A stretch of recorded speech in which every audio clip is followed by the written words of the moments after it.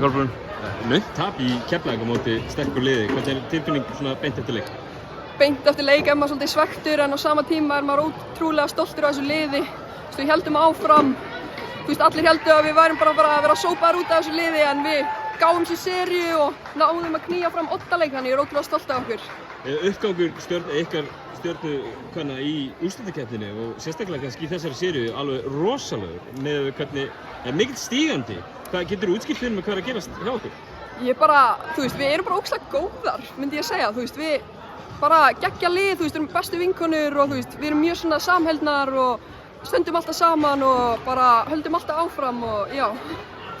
En með mikið til ungt lið, hljótið að horfa björtum augum á framtíðina næstu ára alltaf. Já, ég myndi segja það. Við erum mjög ungar og þetta er annað skipti sem við förum í play-offs í fyrstu deildinni fyrra og svo núna, þannig að við erum bara rétt að byrja, sko. Fáum væntanlega einhverja liðstyrkingu og nýjan þjálfara og eitthvað svona fyrir næsta tímabil. Eru ekki allir spenntir fyrir því bara? Jú, allir mjög spenntir. Við erum mjög spenntar fyrir Óla og bara nýjum kafla, þannig já. Hlýtur samt að vera einhver söknuður af Arnari? Já, mjög mikill. Þetta er bara besti þjálfari sem ég hef haft og ég áttur að sakna hans ótrúlega mikið.